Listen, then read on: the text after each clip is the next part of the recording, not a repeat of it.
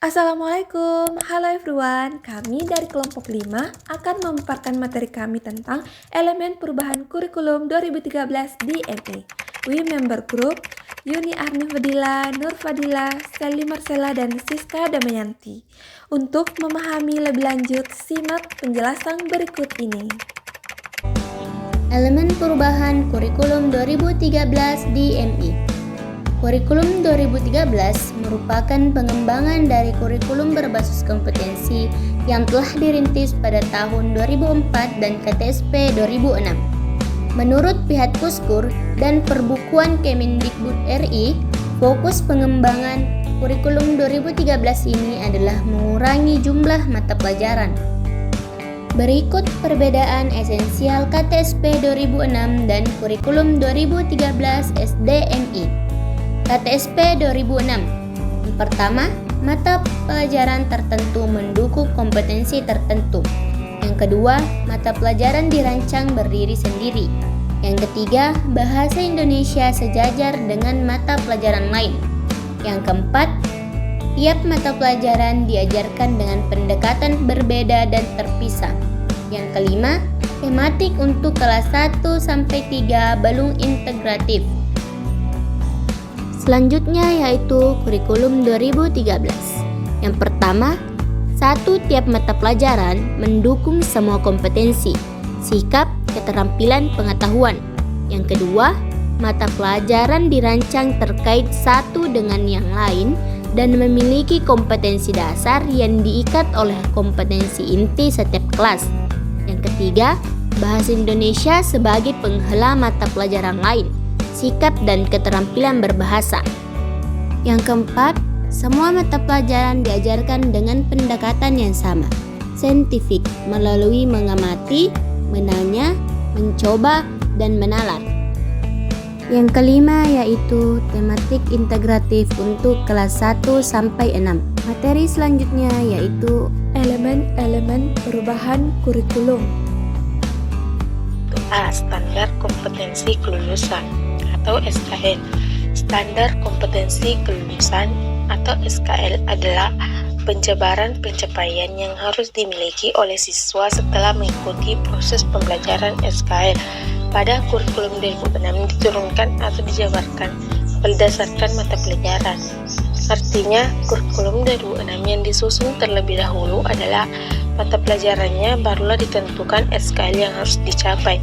Sedangkan pada kurikulum 2013, penentuan SKL mengacu kepada analisis kebutuhan dengan mempertimbangkan tanggapan internal dan eksternal yang terjadi saat ini dan terjadi di masa yang akan datang, barulah diturunkan menjadi mata pelajaran atau struktur kurikulum.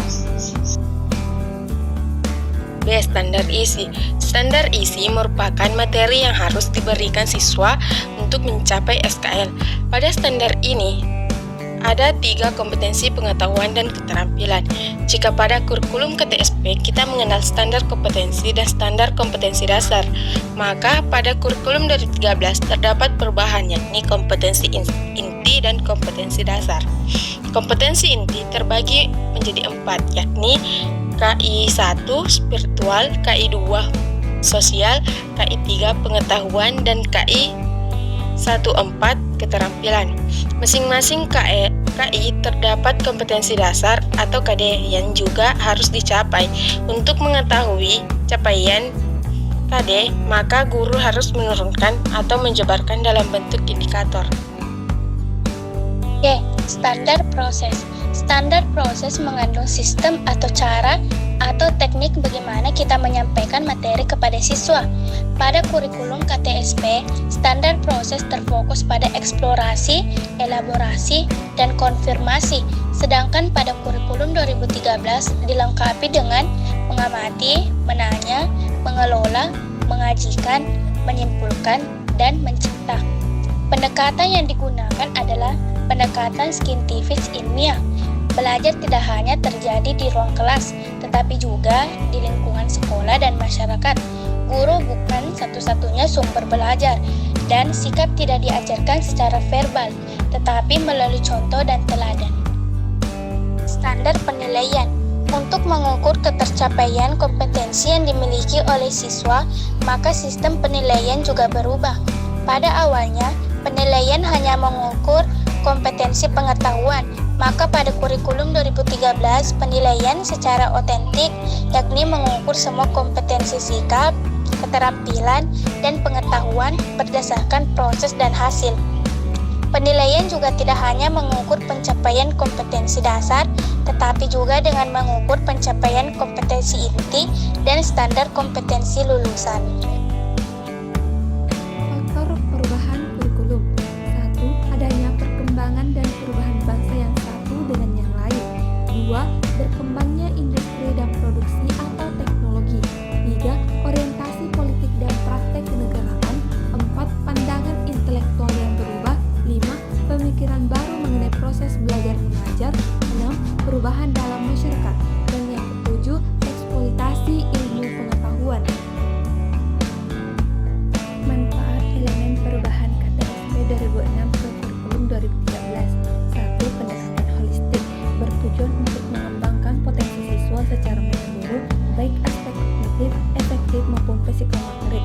Hal ini memberikan ruang yang lebih luas untuk mengembangkan karakter, sikap, dan keterampilan siswa. 2. Peningkatan relevansi. Kurikulum 2013 dirancang dengan memperhatikan kebutuhan dan tantangan yang dihadapi oleh generasi muda saat ini.